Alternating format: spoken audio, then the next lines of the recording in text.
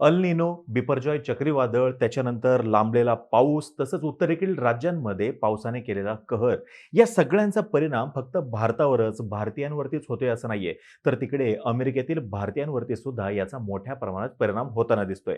भारताने तांदळाच्या निर्यातीवरती बंदी घातली आणि तिकडे अमेरिकेतील भारतीयांनी तांदूळ खरेदी करण्यासाठी एकच झुंबड लावलेली आहे आणि याचा फायदा घेत तिथल्या तांदळाच्या किमती आता दुपटीने वाढलेल्या आहेत. जी 10 किलोची तांदळाची बॅग अगोदर 1600 ते ₹1650 मिळायची, ती आता ₹2500 पर्यंत मिळते. म्हणजे $20 आता $30 मिळते.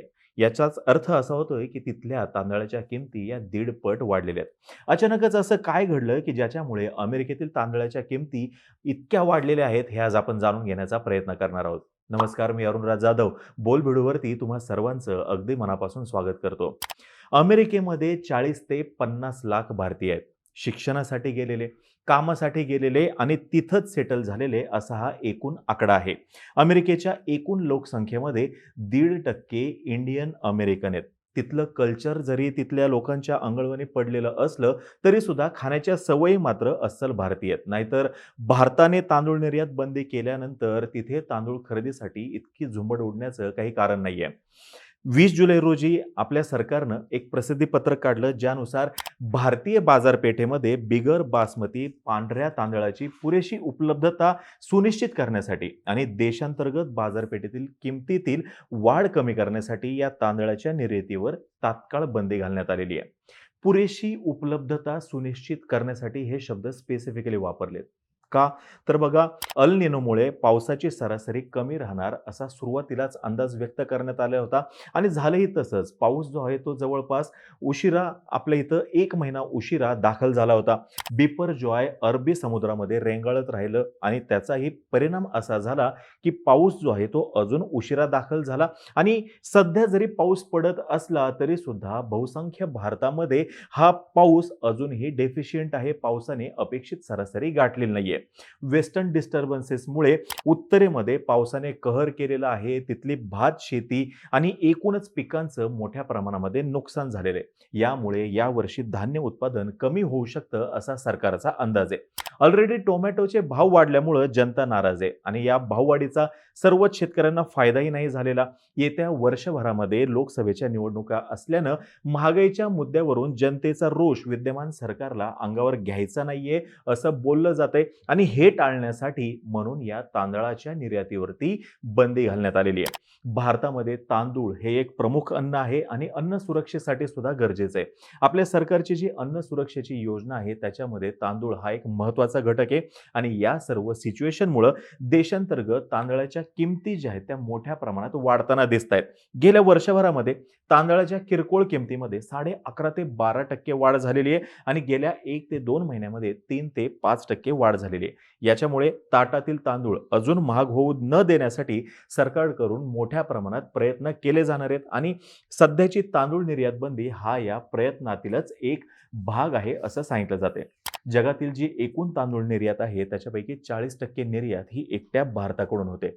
जगभरातील अनेक देश भारतातील तांदळावरती अवलंबून आहेत. सप्टेंबर 2021 ते मार्च 2022 या काळात भारतातून जवळपास 33.5 लाख मेट्रिक टन इतका तांदूळ निर्यात झाला आणि सप्टेंबर 2022 ते मार्च 2023 या काळामध्ये जवळपास 42 लाख मेट्रिक टन इतका तांदूळ निर्यात झाला. म्हणजे मागील वर्षाची तुलना करता आता तांदळाची निर्यात जी आहे ती अजून वाढलेली आहे आणि गेल्या 3 महिन्यामध्ये सुद्धा जवळपास 15.5 लाख मेट्रिक टन इतका तांदूळ निर्यात झालाय, जो की मागील वर्षाची तुलना करता 4 लाख मेट्रिक टनाने जास्त आहे. आता काही फॅक्ट सांगतो. तांदूळ निर्यातीमध्ये बिगर बासमती पांढऱ्या तांदळाचा वाटा आहे तो 25%. यासोबतच रशिया युक्रेन युद्धामुळे ऑलरेडी जगभरामध्ये अन्नधान्याच्या किमती वाढल्यात.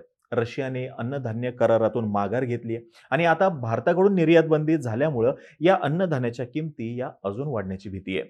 पण जगभरातील सर्वच देशांना याचा फटका बसेल का? तर असं नाहीये. जे देश स्वतःची अन्नधान्याची गरज भागवू शकत नाही आणि जे देश अन्नधान्याची गरज भागवण्यासाठी प्रामुख्याने भारतावरती अवलंबून आहेत, त्यांच्या अन्न सुरक्षेसाठी भारतावरती अवलंबून आहेत, त्यांना याच्यातून सूट देण्यात आलेली आहे. यासोबतच ऑलरेडी जी जहाजं लोड झालेली आहेत, ज्या जहाजांना जहाजांवरती तांदूळ लोड केलेला आहे त्यांना सुद्धा याच्यातून सूट देण्यात आलेली आहे.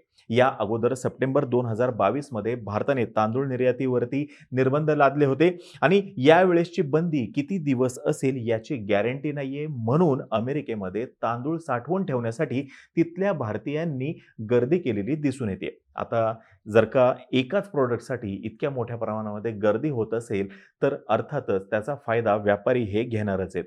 आणि होतंय असं, की त्याचा फायदा घेण्यासाठी तिथल्या दुकानदारांनी एक नामेशक्कल लढवलेली आहे. ते म्हणजे जर का तुम्हाला एक्स्ट्रा तांदूळ हवा असेल, तर दुकानातून एक्स्ट्रा $50चं काही ना काहीतरी खरेदी करावं लागेल. म्हणजेच काय, ते त्या ठिकाणी लूट करण्याचा प्रयत्न करत आहेत. यासोबतच अजूनही काही प्रॉब्लेम्स आहेत, जसं की तिथे तांदूळ खरेदी करण्यासाठी रांगेमध्ये 1-1 तास उभं राहावं लागतंय. ऑफिस सोडून ही मंडळी अक्षरशः रांगेमध्ये उभे आहेत, कारण की त्यांच्यासाठी सुद्धा तांदूळ हे महत्त्वाचं अन्न आहे. यासोबतच भाव सुद्धा 1.5 पट वाढलेले आहेत. मी मगाशी म्हणलं तसं $20ला मिळणारी तांदळाची गोणी आता त्यांना $30ला मिळतीये आणि दुकानदार या सगळ्या गोष्टींचा फायदा घेत आहेत. आणि अजून एक गोष्ट अशी घडतीये, की भारतीय सुद्धा करतायत कसं, तर जास्तीत जास्त तांदूळ कसा खरेदी करता येईल ते बघतायत आणि म्हणून इतरांना तांदूळ मिळणार नाही हे अगदी सत्य आहे. कारण की एकाने जर का भरपूर मोठ्या प्रमाणात तांदूळ घेतला, तर बाकीच्यांना तो पुरणार नाहीये आणि हे असं होऊ नये म्हणून एका व्यक्तीला एकच तांदळाची गोणी सुद्धा तिथं देण्याचा प्रयत्न केला जातोय. तरी सुद्धा ही गर्दी काही आटोक्यात येत नाहीये आणि त्यांना योग्य तितक्या प्रमाणामध्ये तांदूळ सुद्धा पुरवता त्यांना येत नाहीये. येणाऱ्या काळामध्ये अमेरिकेमधलं हे लोन आयर्लंड, ऑस्ट्रेलिया यांसारख्या देशांमध्ये सुद्धा पसरू शकतं. तिथे सुद्धा तांदूळ खरेदी करण्यासाठी अशीच झुंबड उडू शकते असा एक अंदाज व्यक्त केला जातोय. थोडक्यात काय, भारतातील तांदळाच्या निर्यात बंदीच्या एका निर्णयामुळं जगभरातील भारतीयांवरती मात्र मोठं संकट निर्माण झालेलं आहे. आता तुम्हाला ही माहिती जर का आवडली असेल, खाली कमेंट बॉक्समध्ये नक्की सांगा.